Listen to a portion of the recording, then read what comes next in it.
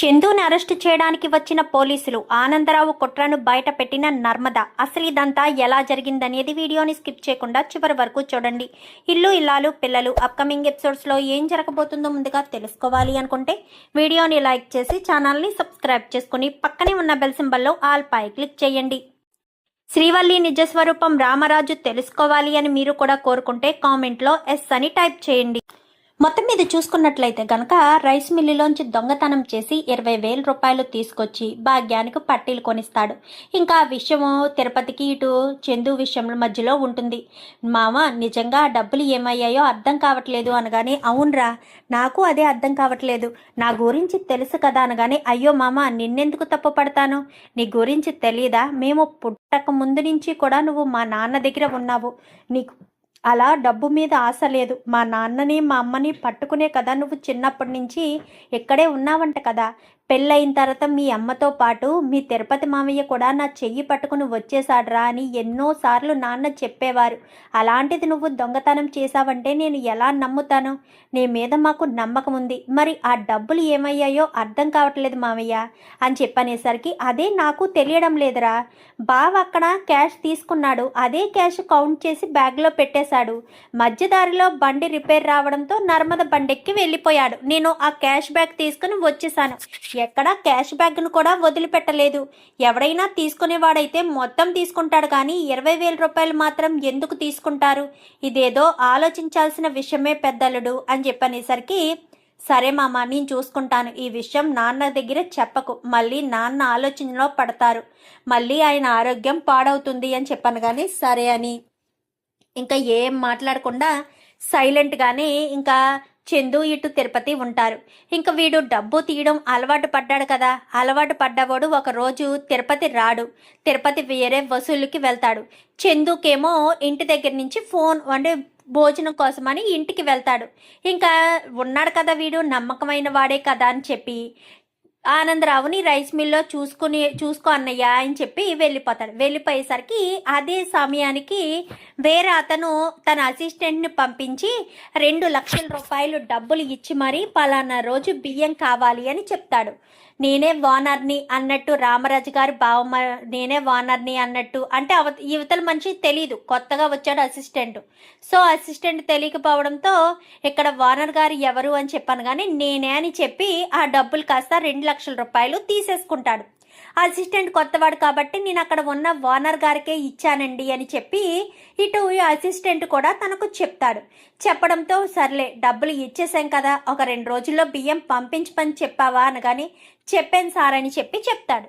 చెప్పడంతో ఇంకా 2 రోజులు అయిపోతుంది. 2 రోజులు అయిపోయిన తర్వాత వీళ్ళకి షాప్లోకి బియ్యం కావాల్సి వచ్చేసరికి, అదేంటి స్టాక్ తక్కువ ఉంది, బియ్యం రాలేదా రామరాజు గారి రైస్ మిల్ దగ్గర నుంచి, రాలేదు సార్, మీరు మొన్న అడ్వాన్స్ ఇచ్చి చెప్పమన్నారు కాబట్టి చెప్పేశాను కానీ రాలేదు, ఎందుకో ఏంటో తెలియడం లేదు అని చెప్పాను కానీ, ఎందుకు రావు, ఖచ్చితంగా వస్తాయే, ఆయన అన్న సమయానికి పంపించేస్తారు, ఎందుకు ఈరోజు పంపించలేదో అర్థం కావట్లేదే అని చెప్పి ఇంకా ఆలోచించుకుని చందుకి ఫోన్ చేస్తాడు. చందుకు ఫోన్ చేసేసరికి అసిస్టెంటే చేస్తాడు.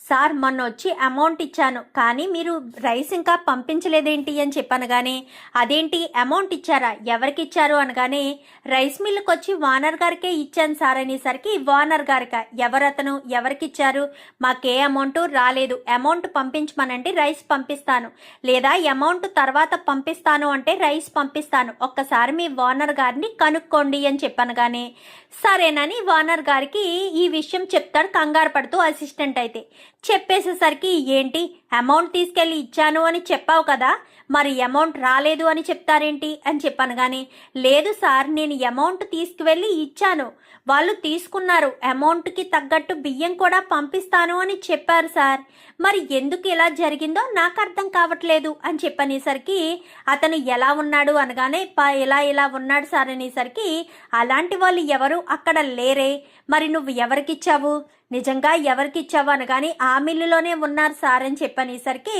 మళ్ళీ చందుకి వానర్ ఫోన్ చేస్తాడు. మాకెవరు అమౌంట్ తీసుకొచ్చి ఇవ్వలేదు, మా మిల్లులో కూడా ఎవరు ఓనర్ అని చెప్పరు. మరి మీరు అమౌంట్ ఎవరికి ఇచ్చారో, మీ అసిస్టెంట్ పొరపడి ఎక్కడికి వెళ్ళి ఇచ్చాడో, మాకైతే ఏ అమౌంట్ రాలేదు అనగానే ఏంటి నాటకాలు ఆడుతున్నారా? అమౌంట్ని పంపించింది నేను. అక్షరాల 2,00,000 రూపాయలు పంపించాను. మరి 2,00,000 రూపాయలు పంపిస్తే ఎందుకు అమౌంట్ రాలేదను అబద్ధం చెప్తున్నారు? అంటే నా డబ్బులు కాచేద్దామని మళ్ళీ అమౌంట్ పంపిస్తానని అనుకున్నారా ఏంటి? అబద్ధాలు చెప్పడం కూడా నేర్చుకున్నారా? రామరాజు గారి మిల్ అంటే నమ్మకంతో పనిచేస్తారు అని తెలుసు. ఏంటి ఇలా జరిగింది అని చెప్పి వెంటనే రామరాజుకి ఫోన్ చేస్తాడు. చేసేసరికి ఏమైందండి అనగానే విషయం ఇది అని చెప్పడంతో ఏమైంది, మీరు డబ్బులు ఎవరికి ఇచ్చారు అనగానే మిల్లు దగ్గరికే మా అసిస్టెంట్ని పంపించానండి. మా అసిస్టెంట్ కొత్తవాడు కావడంతో అక్కడ ఉన్న ఓనర్కే అమౌంట్ ఇచ్చాను అని చెప్పాడు.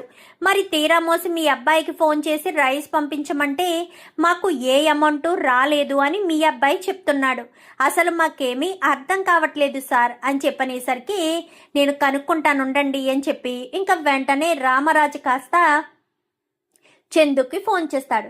చందుకు ఫోన్ చేసేసరికి చందు ఫోన్ లిఫ్ట్ చేసి ఏంటి నాన్న అని చెప్పాను. కానీ ఏంట్రా పలానా చౌదరి గారికి రైస్ పంపించలేదంట, ఆయన అమౌంట్ పంపించలేదంట, ఏమైందిరా అనగానే అసలు అమౌంట్ ఎవరికి రాలేదు నాన్న, ఆయన ఏదో పొరపడుతున్నారు, ఎవరికో పంపించాను అని చెప్తున్నారు కానీ అమౌంట్ అయితే మా దాకా రాలేదు, ఏంటో మరి అదేమీ అర్థం కావట్లేదు అని చెప్పనగానే అవునా అసలు ఏం జరిగింది అని చెప్పనేసరికి ఏమో తెలియడం లేదు అనగానే మళ్ళీ ఆ చౌదరి గారు అన్న అతనికి రామరాజు ఫోన్ చేస్తాడు. ఫోన్ చేయడంతో ఈ డిస్కషన్ జరుగుతూ ఉండగానే నర్మద వింటుంది.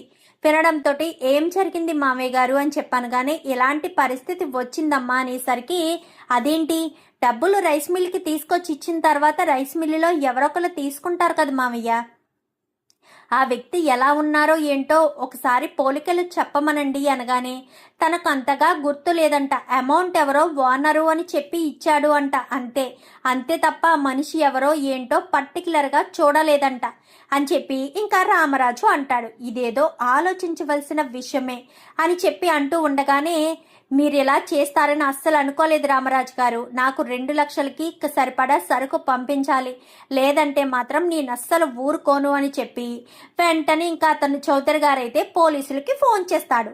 పోలీసులకి ఫోన్ చేయడంతో చందును అరెస్ట్ చేయడానికి పోలీసులు వచ్చేస్తారు.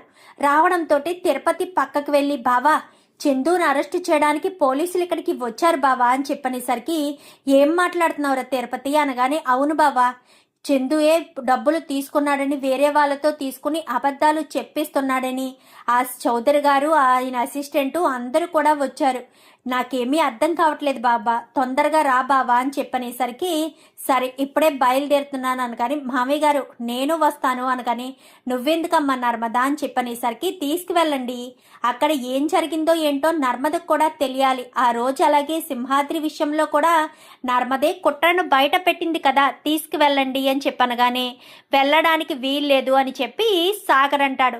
పిచ్చి పిచ్చి వేషాలు వేయొద్దు సాగర్, మొగుడువని ఇన్ని రోజులు నీకు మర్యాద ఇస్తున్నాను, ఇది నా కుటుంబం, నీకు నీ కుటుంబం అవసరం లేదేమో, ఎప్పుడైతే నువ్వు తాళి కట్టి నన్ను ఇంటికి తీసుకొచ్చావో ఈ కుటుంబం నా కుటుంబం అయింది, నా కుటుంబంలో సమస్యలు వస్తే నాది కాదు అని నేను వదిలేసే రకాన్ని కాదు, అర్థమవుతుందా? నువ్వు చెప్పుడు మాటలు విని పిచ్చి పిచ్చి వేషాలు వేస్తున్నావు, భర్తని గౌరవం కూడా ఇచ్చేది లేదు, ఇష్టం ఉంటే ఇంట్లో ఉండి లేకపోతే పో, నేను మాత్రం మామయ్య గారికి సపోర్ట్గానే ఉంటాను అని తెగేసి చెప్పి ఇంకా నర్మద కాస్త రామరాజుతో బయలుదేరి రైస్ మిల్ దగ్గరికి వెళ్తుంది. రైస్ మిల్ దగ్గరికి వెళ్ళేసరికి ఇంకా ఆ రోజు వీడు కావాలనే రాడు, ఎందుకంటే ఆ 2,00,000 తీసుకువెళ్ళినప్పటి నుంచి నాకు ఒంట్లో బాగోలేదు అన్నట్టు ఇంట్లోనే ఉండిపోతాడు. ఇంకా ఆనందరావు అయితే ఇంట్లోనే ఉండిపోయేసరికి ఇంకా ఈ పోలీసులు అరెస్ట్ చేస్తాము అనగాని ఒక్క నిమిషం మా బావ వస్తున్నాడు, దయచేసి తీసుకువెళ్ళకండి, మా బావ వచ్చే వరకు ఎదురు చూడండి అని ఎంతగానో బ్రతిమాలుతూ ఉంటాడు. బ్రతిమాలేసరికి సర్లే అని సైలెంట్గా వాళ్ళు వెయిట్ చేస్తూ ఉంటారు.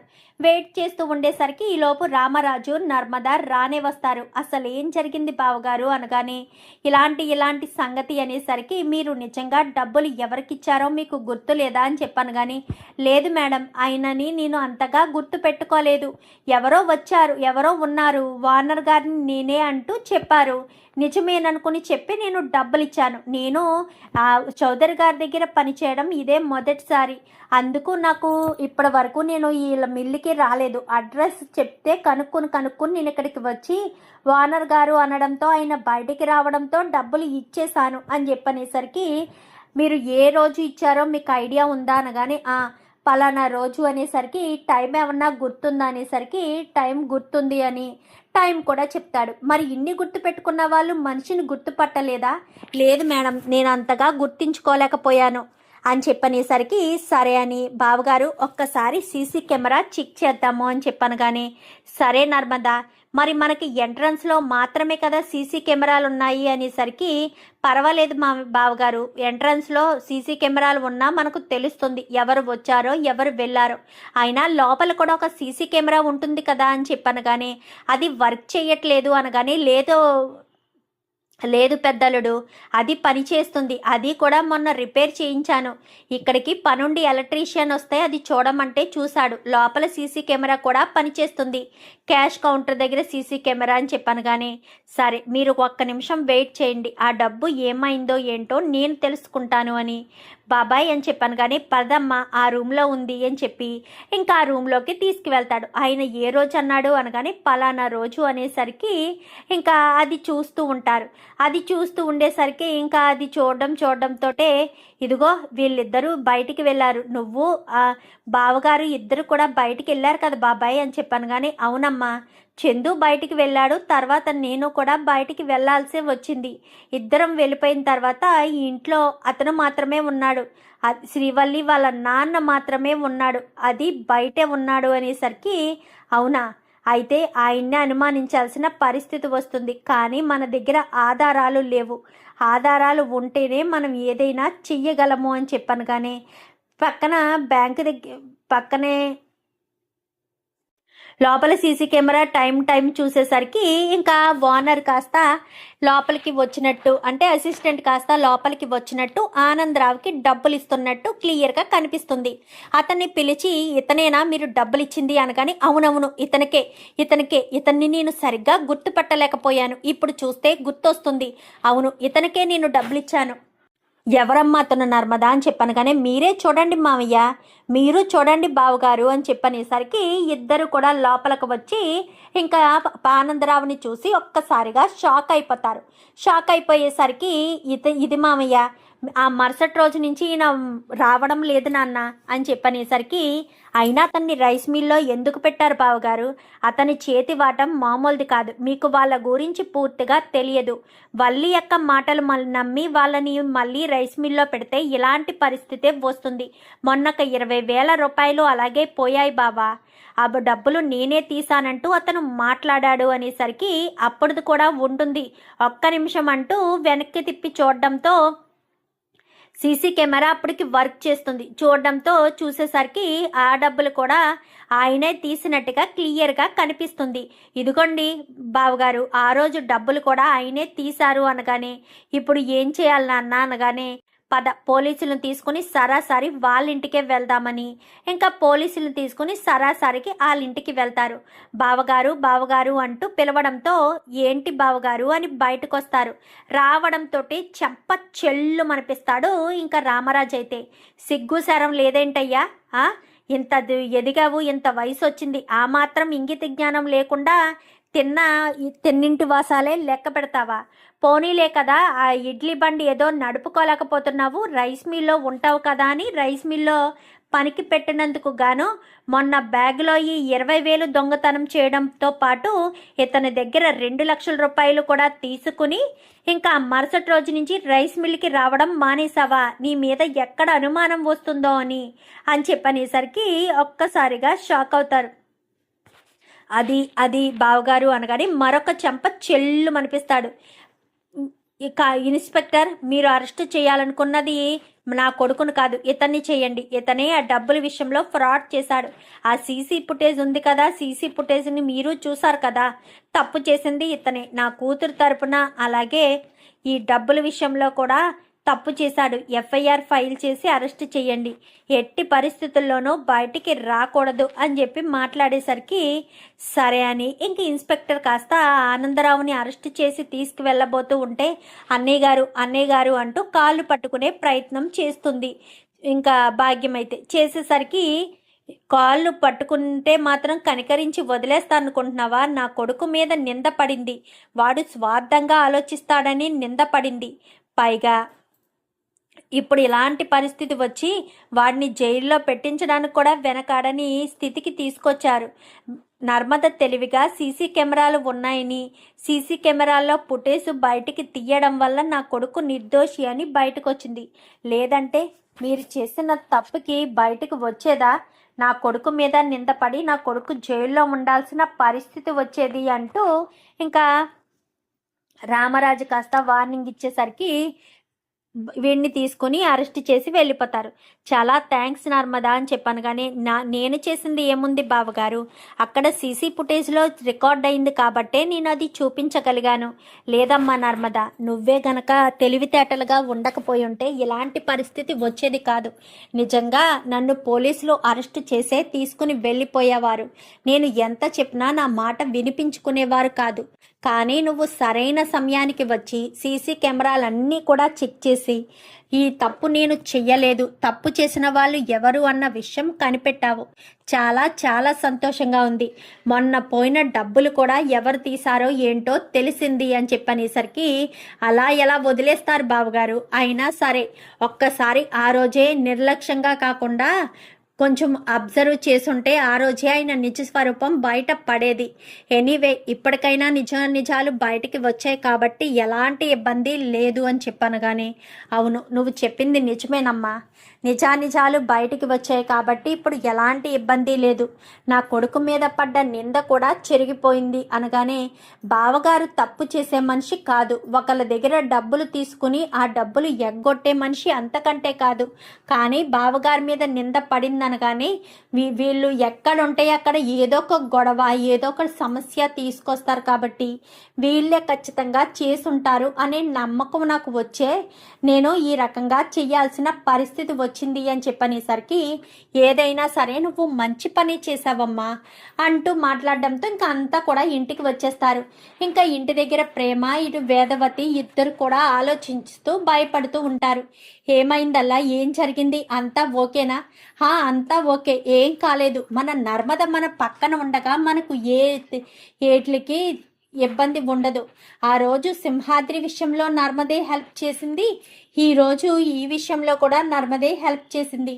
తన తెలివితేటలు ఏ సమయానికి ఏ రకంగా ఉపయోగపడాలో నర్మదకు బాగా తెలుసు అంటూ చెప్పేసేసరికి, ఇంతకీ ఏం జరిగింది నాన్న అని చెప్పి ధీరజ్ అడుగుతాడు.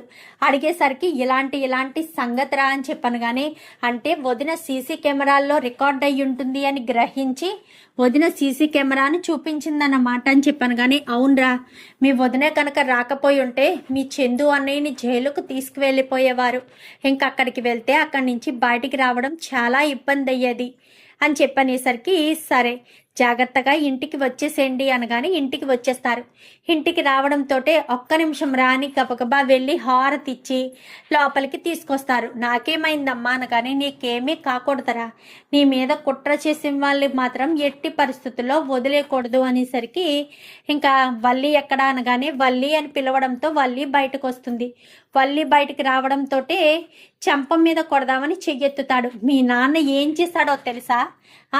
పోయినసారి 20,000, ఇప్పుడు 2 లక్షల రూపాయలు దొంగతనం చేశాడు. అందుకే మీ నాన్నను జైల్లో పెట్టించాము అనేసరికి, ఏంటి మావయ్య ఏంటనేది అనగానే, అవును, మీ మామయ్యని జైల్లోనే పెట్టించాము. మా డబ్బులు కాజేస్తే చూస్తూ ఊరుకుంటామా? పైగా అది షాపు ఓనర్ ఇచ్చిన డబ్బులు. నేనే ఓనర్ని అని చెప్పి డబ్బులు తీసుకోవాల్సిన అవసరం ఏముంది? అంత అవసరమైన పనులు ఏమైనా ఉంటే మాలో ఎవరికి చెప్పినా మేము చూసుకునే వాళ్ళం కదా. ఇక మీదట మీ అమ్మా నాన్నల విషయంలో కొంచెం దూరంగా ఉంటే బాగుంటుందమ్మా. పదే వాళ్ళ గురించి ఆలోచించొద్దు. ఏ విషయమైనా సరే మాకు తెలియాలి. నా బిడ్డ విషయంలో మాత్రం చాలా జాగ్రత్తగా ఉండాలి. మళ్ళీ మీ నాన్న రైస్ మిల్లో అడుగు పెడితే కాళ్ళు విరగొడతాను. అయినా మీ నాన్న జైల్లో ఉన్నాళ్లే అని చెప్పాను కానీ ఇంకా ఏం మాట్లాడాలో అర్థం కాదు. ప్లీజ్ మావయ్య, మా నాన్న తరపున అనగానే మీ నాన్న ఏమన్నా చిన్న చితక తప్పు చేశాడా? డబ్బు దొంగతనంగా తీసుకోవడమే కాకుండా ఆ డబ్బులు వచ్చిన మరుసటి రోజు నుంచి పనికి కూడా రాకుండా ఉండి తన మీదకు ఎలాంటి అనుమానం లేకుండా ఉండాలి అన్న ఉద్దేశంతో ఈ రకంగా చేశాడు మీ నాన్న. మీ నాన్నను మాత్రం ఎట్టి పరిస్థితుల్లోనూ పోలీసులు వదిలిపెట్టరు. నువ్వు ఇవేమీ మనసులో పెట్టుకుని టెన్షన్ ఫీల్ అవ్వద్దు అని చెప్పి రామరాజు కాస్త చెప్పి వెళ్ళిపోతాడు. వెళ్ళిపోయేసరికి ఇంకా ఏంటి బల్లక్కాయ్, రైస్ మిల్లు మొత్తం సొంతం చేసేసుకుందామని నువ్వు మీ అమ్మ మీ నాన్న కలిసి వేసిన ప్లాను అట్రప్లాప్ అయింది. తెలిసి అలాంటి పిచ్చి పని ఎవరైనా చేస్తారా? ఇక నీకు కాపురం కూడా చెడిపోతుందని నువ్వు ఆలోచించలేకపోతున్నావా? నీ కాపురం గురించి కూడా నువ్వు ఆలోచించవా? మీ అమ్మాళ్ళ బాగు కోసమే ఆలోచిస్తావా? అంటే ఇంటికి వచ్చింది నీవు సంతోషంగా హ్యాపీగా నీ భర్తతో ఉందామని కాదు, ఇక్కడ ఆస్తిని కొల్లగొట్టేద్దామని చూస్తున్నావా ఏంటి అనగానే, ఏంటి నోరుంది కదా అని ఓతగా రెచ్చిపోతున్నారు. నేను ఇంటి పెద్ద కోడల్ని అనగానే చెంప చెల్లు అనిపిస్తుంది నర్మద. నేనేం మాట్లాడుతున్నాను, నువ్వేం మాట్లాడుతున్నావు? నువ్వు ఇంటి పెద్ద కోడలివి అని ఇప్పుడు చెప్తున్నావా? ఇంటి గౌరవాన్ని కాపాడుకోవాల్సిన బాధ్యత లేదా? ఇంటి గౌరవ మర్యాదలు కాపాడుకోవాల్సిన బాధ్యత లేదా? ఇలాంటి పనులు చేయడం మానేసి ఇంటి పెద్ద కోడలను బిర్రవీగుతూ మీ నాన్నతో దొంగతనం చేయిస్తావా? మీ నాన్న దొంగతనం చేస్తే అందులో నువ్వు వాటా పంచుకుందామని అనుకుంటున్నావా అని చెప్పి మాట్లాడేసరికి, అది కాదు, నేను ఇదంతా కావాలని అనగానే కావాలని చేసుంటారు, కావాలని చేయకపోతే ఇంకెలా చేస్తారు అని చెప్పి మాట్లాడడంతో, అది కాదు, నేను చెప్పేది ఒకసారి వినొచ్చు కదా, వినడం మానేసి మీరు మాత్రమే మాట్లాడతారు ఎందుకు? నేను కూడా ఒకసారి చెప్పేది వినండి అంటూ ఇంకా వల్లి చెప్పడంతో, నువ్వు ఎన్ని చెప్పినా ఏం చెప్పినా కానీ నేను విని పరిస్థితి నాకు లేదు అని చెప్పి ఇంకా చెప్పడంతో, ఇంకా చూడక్క, ఇదే చివరిసారి చెప్తున్నాను, మళ్ళీ ఇలాంటి పరిస్థితి మాత్రం రావడానికి వీల్లేదు. పదే నువ్వు ఇలాంటి పనులు చేస్తాను అంటే మాత్రం నేను అస్సలు ఊరుకోను అంటూ మాట్లాడడంతో, సరేనని ఇంకా నేను మళ్ళీ మాట్లాడను అని చెప్పి, మీ అమ్మా నాన్నలతో నువ్వు జాగ్రత్తగా ఉండాలి, లేదంటే మాత్రం అస్సలు ఊరుకోను. మీ అమ్మా నాన్నలు మళ్ళీ ఇంట్లోకి చేరి మళ్ళీ కుట్రలు చేస్తుంటే మామయ్య గారికి మొత్తం విషయాలన్నీ చెప్పేస్తాను. ఇన్ని రోజులు నువ్వు చేసిన పనులేంటో అన్ని పనులు చెప్పేస్తాను అని చెప్పి ఇంకా నర్మద అనడంతో, వద్దు నర్మద, దయచేసి చెప్పొద్దు, నేను ఇక మీదట జాగ్రత్తగా ఉంటాను, ఇంకా ఎలాంటి తప్పు చెయ్యను, నేను చాలా జాగ్రత్తగా ఉండి నా కాపురాన్ని గుట్టుగా చేసుకుంటాను, పదే ఈ పనులు చెయ్యను అని చెప్పి ఇంకా మాట్లాడడంతో, సరే మీ ఇష్టం, ఇక మీదట మాత్రం నువ్వు పిచ్చి వేషాలు వేస్తే మాత్రం నేను అస్సలు ఊరుకోనని నర్మద ఇటు ప్రేమ ఇద్దరు కూడా వార్నింగ్ ఇస్తారు. వార్నింగ్ ఇచ్చినా కానీ అలా వార్నింగ్ ఇచ్చినా జాగ్రత్తగా లేకపోతే మళ్ళీ చాలా ప్రాబ్లమ్స్ వస్తాయి అన్న ఉద్దేశంతో జాగ్రత్తగానే ఉండాలని నిర్ణయం తీసుకుంటుంది నర్మద అయితే వల్లి అయితే. కానీ వల్లి అలా నిర్ణయం తీసుకున్నా కానీ ప్రతి క్షణం వాళ్ళ అమ్మ ఫోన్ చేసి మాట్లాడుతుంది. మాట్లాడడంతో, ఎందుకు పదే నా లైఫ్ విషయంలోకి ఇంటర్ఫియర్ అవుతున్నావు? వద్దమ్మా, వదిలేసాయి. ఇప్పటికే వల్లి తప్పుడు మనిషి కింద క్రియేట్ అయిపోయింది. ఇప్పుడు రేపన్నా రోజున ఏదైనా తేడా వచ్చినా, రేపన్నా రోజున ఏదైనా జరిగినా నా మీదకే వస్తుంది. వద్దమ్మా, వదిలేస్తేనే ఇంకా ఎలాంటి ఇబ్బంది ఉండదు అని చెప్పి వల్లి అయితే చెప్తుంది. మరి వల్లి నర్మదా ప్రేమ చెప్పినట్టుగానే తన తల్లికి దూరంగా ఉండి తన కాపురం గుట్టుగా చేసుకుంటుందా, లేక మళ్ళీ వాళ్ళ అమ్మ చెప్పినట్టు వినడం మొదలుపెట్టి ఇబ్బందుల పాలవుతుందా? చూద్దాం మరి రాబోయే ఎపిసోడ్స్లో ఏం జరిగిందో. వీడియో నచ్చితే లైక్ చేసి ఛానల్ని సబ్స్క్రైబ్ చేసుకొని పక్కనే ఉన్న బెల్ సింబల్లో ఆల్ పై క్లిక్ చేయండి. ఎలా చేయడం వల్ల మేము పెట్టే ప్రతి వీడియో నోటిఫికేషన్ రూపంలో ముందుగా చూడగలుగుతారు. Thank you for watching.